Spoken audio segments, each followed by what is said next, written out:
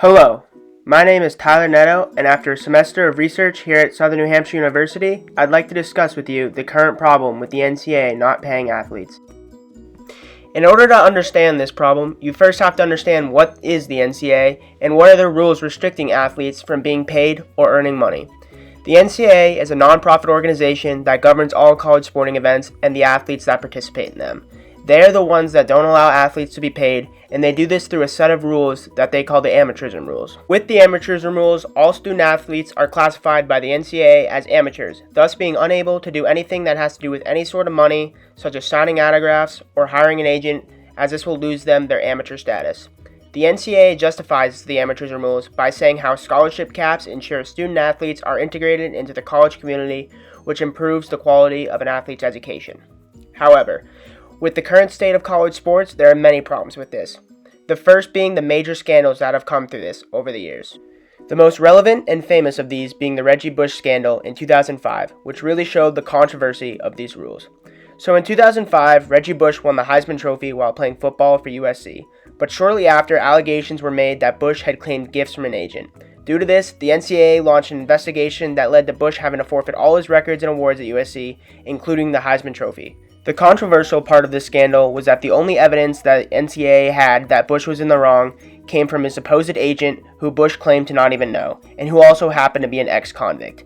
This made many people question the NCAA's integrity with doing all that on the word of one man, as well as it gave light to the flaw of the NCAA's rules.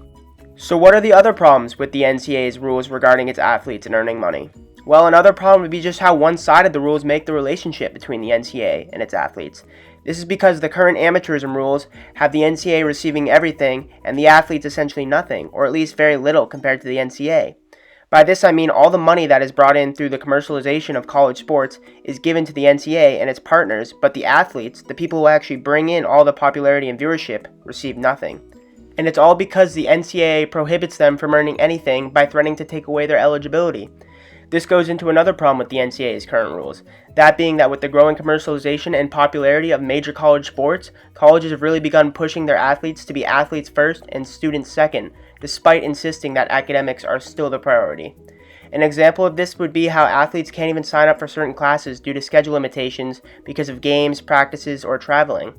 Another example is how when students aren't in class, they are almost always required to be doing something revolving around the sport they play.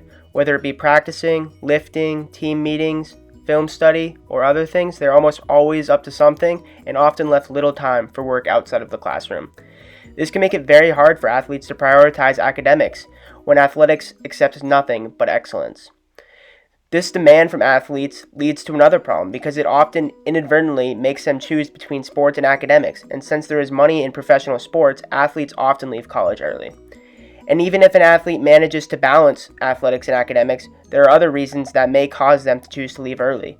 Sometimes it's because the financial situation back home sadly isn't the best, so they leave college early to get money fast at the expense of their education. But allowing athletes to be paid would help solve part of this issue, as you would see less athletes leave early because of the income they get from, say, signing autographs that could pay for the expenses back home. And this would benefit both the university and the athletes, as the athletes would get a good education and the colleges would get to continue to make revenue off these great athletes playing for them. And this and everything else I've discussed are huge problems that should be addressed by the NCAA because more and more people are starting to question them. Ultimately, this is only one opinion on this growing problem, but I can say that from my own personal experience from playing men's lacrosse here at SNHU, I have found it pretty difficult at times to balance sports and academics for many of the reasons I discussed earlier. And from this digital story, I hope that you guys can go out and form your own opinion and view on this great topic. Anyway, I hope you guys enjoyed and learned something, and thank you for watching.